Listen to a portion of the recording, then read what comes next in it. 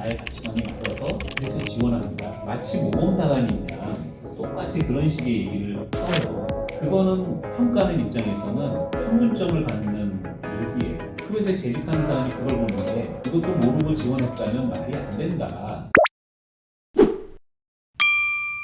채용 트렌드 뽑는 분 입장에서 어떤 면에 집중하는지 그런 것들을 좀 얘기 드릴게요. 최근의 현상 중에 제일 큰 게 부익부 빈익빈 현상이에요. 자, 여러분들 채용 공고를 보고 지원할 때 어디를 통해서 주로 많이 지원하세요? 어딜 많이 지원하세요? 어딜 보고? 그렇죠. 예. 또 다른 채널이 있다면? 링크드인. 예. 어쨌든 온라인 채용 포탈 또는 플랫폼이라고 얘기하는 창구를 통해서 지원을 하시잖아요. 과거에 비해서 채용이 굉장히 쉬워졌죠. 그런 만큼 지원자 수도 늘어났어요. 그죠? 좋은 기업은 어마어마하게 지원을 해요. 나쁜 기업이라고 하면 안 되고, 그 신입이나 경력이 낮은 분 기준으로 볼 때 갈만한 우량 기업, 인기 있는 기업들은 보통 수십 대 1, 많게는 수백 대 1의 경쟁을 해야 해요.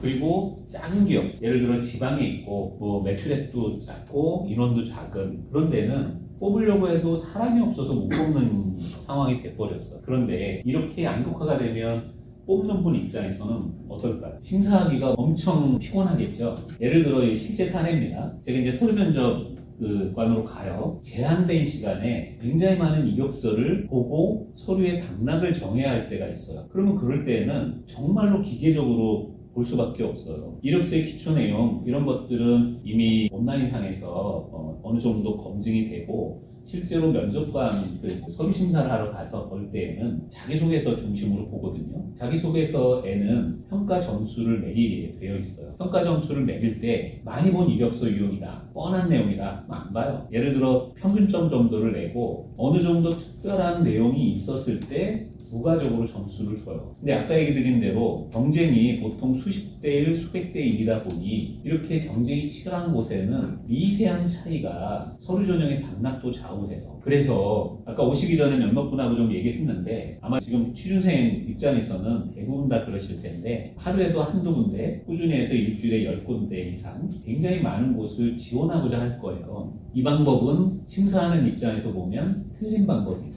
왜냐? 원어브댐으로 묻혀요. 뻔한 내용의 뻔한 스토리. 가장 대표적으로 지원 동기를 물으면 면접에 와서도 그런 분들이 있어요. 지원 동기를 물으면 뭐 이 회사는 어떤 회사입니다. 그래서 이 회사가 우량한 회사이고 이 회사의 인재상의 어떤 부분이 나의 가치관에 맞아서 그래서 지원합니다. 마치 모범답안이냐 똑같이 그런 식의 얘기를 써요. 그거는 평가하는 입장에서는 평균점을 받는 얘기예요. 그 얘기를 정말 자기 얘기로 쓰려면 거기서 한 달씩 더 들어가가지고 실제 본인의 삶 속에 녹아있는 실제 사례 중심의 얘기를 해줘야 해요. 근데 이론적으로 내가 이 회사를 어느 정도 알아. 이 회사에 지원하기 위해서 공부했어. 라는 것을 티내기 위해서 이 회사는 어떤 회사입니다. 그 회사에 재직하는 사람이 그걸 보는데 이것도 모르고 지원했다면 말이 안 된다. 그러니까 그 얘기는 불필요한 지면 낭비가 되는 거예요. 그 얘기가 아니라 예를 들어 이 회사의 가치관 중에 또는 인재상 중에 창조다, 혁신이다 이런 게 있으면 저는 창조적인 사람입니다. 제가 창조를 발휘한 사례는 이러이러한 것입니다. 근데 당신 회사 보니 창조가 인재상이더라. 그래서 나랑 잘 맞을 것 같아서 지원했다. 그렇게 쓰는 게 더 거칠지만 더 진솔한 면이 될 수도 있어요. 그러니까 이거는 사례고 어찌됐건 부익부 빈익빈이다. 최근에 여기 빨갛게 쓴 좋은 평판이라고 한 거는 예전과 달라진 제가 올해 헤드헌팅 회사 운영도 하고 실제 필드에서 일했잖아요. 그리고 실제로는 학교에 취업지도관으로 가서 학생들하고 상담한 경력도 몇 년 돼요. 근데 예전에는 일반적으로 좋은 직장에라는 기준이 돈 많이 주고 유명한 기업이면 그런 데를 많이 갔어요. 근데 최근에 달라진 최근 뭐 한 길게는 10년 작게는 최근에 더 두드러진 거는 작은 기업이지만 기업 문화가 좋은 또는 복지가 좋은 이런 연봉보다 약간 다른 각도의 좋은 기업이 기준이 새로 생기고 있다. 이거는 좋은 평판. 자플래닛 들어가서 보세요. 어떠세요? 네. 자플래닛에 좋은 평가가 올라와 있으면 좋은 기업인 걸로 생각을 해요. 근데 아까 저 끝에 있는 분 고개를 이렇게 하셨지만 실제로 자플래닛이 진실할까 냉정하게 봐야 해요. 네. 자플래닛은 일종의 그 회사 또는 뭐 어찌됐건 재직자이든 퇴직자이든 그 회사에 불만인 사람들의 해방구예요. 나 이래서 이 회사 싫어. 아주 극단적으로는 그 회사에서 일을 못해서 잘렸어요. 근데 내가 잘렸기 때문에 그 회사 나왔어 라고 못 쓰잖아요. 그 회사가 이것도 안 좋고 저것도 안 좋아서 내가 나왔어 라고 하는 그런 창구가 돼버렸어요. 그래서 자플래닛의 평판에 의존하지 마시라. 그리고 비닉빌의 경우에도 이 나쁜 평판이 진짜 이상한 요소로 작용을 하는데 실제 우리의 고객사들 중에서 굉장히 우량한 기업들이 있어요. 실제 사례. 우리 고객사 중에 얼마 전에 6시 내 고향인가 근데 6시에 하는 프로 중에 하나 강남에서 그 식당을 운영하는 중견기업이거든요. 온라인 기반에 상장한 중견기업이고 그런 기업이에요. 근데 거기 식당도 좋고 복리후생도 좋고 다 좋아요. 근데 자플래닛 들어가서 보죠. 평가가 안 좋아요. 왜 그런지 그 원인을 살펴보면 이 회사는 계속 혁신을 해서 발전을 해야 하는 온라인 금융 플랫폼이에요. 그러려면 회사가 성장하려면 뛰어난 인재가 와서 성과를 내야 돼요. 철저히 성과 중심의 회사예요. 근데 루틴하게 회사 다니는 아침에 가서 저녁에 시간 때우고 오는 이런 사람들은 못 견딜 회사예요. 못 견디도록 회사가 계속 그 과제를 주고 일할 수 있도록 독려를 하는데 거기에 못 견디고 나온 사람들이 나쁜 평가를 썼기 때문에 회사가 나쁘게 보여요. 근데 실제로 근무하는 분들은 엄청난 만족률을 갖고 있어요. 근데 그런 회사를 우리가 소개를 하면 거기 자플래닛 봤더니 이렇게 안 좋은 회사는 나는 안 가요. 라는 피드백을 줘요. 그러니까 여러분들이 이제 앞으로 직장을 찾고 지원을 하실 때에는 꾸준히 가셔라 합니다. 진짜일까? 이 회사가 정말 좋을까? 이 회사가 정말 안 좋을까? 자기 기준으로 판단을 하시길 바랍니다. 또 하나, 변별하기가 너무 어려워요. 상향 평준화, 혹시 3.5 학점이신? 넘으시는 절반이 넘잖아요. 옛날에는 3.0 넘기도 힘들었어요. 근데도 취업했거든요. 그리고 지금은 어떠냐? 신입일 때 과연 학점을 볼까요? 안 보는 거 어떻게 아세요? 직군마다 좀 다른데 제 직군은 그런 거 안 보는 그죠? 요즘에 트렌드는 상향 평준화도 학점이 다 평준화돼서 엄청 높아졌어요. 학부 때 이 얘기를 해드려야 되는데 학점에 연연하지 말고 경험에 집중해야 한다고. 학점은 당락을 좌우하는 요소는 아닙니다. 또 하나 비슷하게 자격증, 기술 기반의 전문직 빼고 자격증이 합격을 당락 좌우하는 요소가 아닙니다. 물론 공공기관이나 이런 데는 부문별 우대점이 있는 것도 있는데 그보다 더 중요하게는 면접 전형이 제일 당락을 좌우하는 결정 요소가 되어버렸어요. 그리고 이 이력서 자기소개서가 너무 비슷비슷해요. 실제 사례. 제가 이제 공공기관 중에 이력서 자기소개서의 패턴이 그리고 면접에 오는 복장의 패턴이 이분은 어느 학원 출신, 이분은 어느 학원 출신을 알 수 있을 정도로 비슷비슷한 유형으로 써와요. 근데도 그쪽 영역은 통과가 되는 이유는 이력서 자기소개서가 당락을 좌우하는 게 아니라 기본적인 서류 전형에서 필기 전형 그리고 신체 검사 이런 것들을 하고 온 분들이라 서류 전형의 의미는 크지 않거든요. 다만 면접 전형에서 최종 결정을 하는데 어쨌든 너무 비슷비슷해요. 이거는 민간 기업, 일반 기업들도 똑같이 갖는 고민입니다. 그리고 최근에 챗GPT나 AI 활용해가지고 작성한 유형이, 챗GPT의 유형의 단점은 편향성을 갖고 있다는 거. 예를 들어 아마존인가요? 거기에서 겪었던 오류인데 거기서 AI를 통한 면접이나 서류 전형을 했더니 맨날 똑같은 메이저 대학 졸업에 백인 남자만 뽑는 거예요. 그래서 이거는 뭐가 문제 있다 해서 원인을 봤더니 기존에 뽑았던 사람들의 그 모집단이 제일 많은 거예요. 그래서 그게 이제 진리냐 그걸로 뽑는 거예요. 이거는 객관화의 오류이자 통계의 오류가 되는 거죠. 그래서 지금은 우리나라도 참고용으로만 쓰는 경우들이 많아.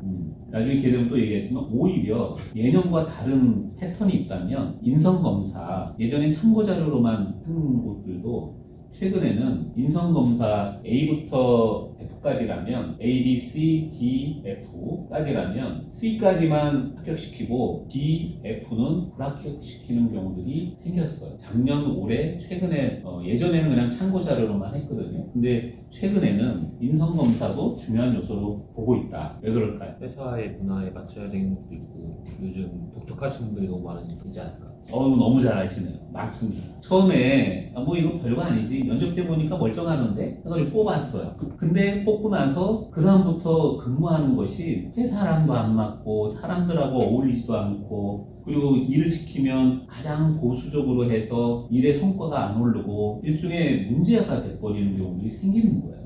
그래서 우리나라는 특히 노동법이 강하기 때문에 마음대로 해고 못해요. 그러니까 더 적나라하게 표현할게요. 그런 분들은 일종의 폭탄 돌리기처럼 이 부서 갔다 저 부서 갔다가 계속 떠돌아요. 그럼 본인도 불행해지고 그 기업도 불행해지고, 그분이 못나서가 아니에요. 그 조직과 안 맞아서예요. 조직의 의사결정 방법, 리더십 또는 그 서로 간에 일하는 방식이 달라서이지 그분에게 맞는 곳을 찾아가야 되는데 억지로 끼워 맞추려니까 그런 일이 생기는 거죠. 그리고 중고신입, 이거 큰 문제입니다. 그래서 최근에, 이것도 몇 년 안 됐는데 최근의 경향은 대기업도 이거 진행하고 있어요. 신입으로 지원하려면 경력 몇 년 미만만 지원해라, 이런 룰들이 생기기 시작했어요. 왜냐, 이 중고신입을 신입이 이길 수가 없어요. 이건 현실이에요. 왜냐, 이력서 자기소개서에 쓸 내용이 기본적으로 많죠. 그럼 당연히 통과해요. 면접을 가면 본인이 경험했던 거라 말도 잘해요. 안 뽑을 이유가 없어요. 근데 뽑고 나서 어떤 문제가 생기느냐, 경력의 역전 현상이 생기는 거예요. 내 위에 대리가 새로 간 중고신입보다 나이가 많거나 경력이 더 많아요. 그러니 조직의 체계가 잘 안 잡혀요. 요즘에는 뭐 그런 거 많이 파괴됐다 하더라도 사실은 일할 때에는 어느 정도 체계를 잡고 대리가 내 위에 상관이면 대리의 명령을 잘 준수해서 조직이 원하는 효과를 내야 하는데, 대리가 얘기할 때 그 밑에 분이 중고신입으로 들어와서 아니 그건 이거고 저거고 약간 트러블이 생기고 갈등이 생기면 일이 원활히 진행이 안 되는 이 중고신입의 문제. 또 오버스펙, 뭐 문제냐면 사실은 급하니까 아무데나 가야지 해가지고 들어갔어요. 근데 이분의 기대에 못 미치잖아요. 그래서 이분은 입사하자마자 딴 갈 곳을 계속 찾아요. 실제로 많습니다. 그렇게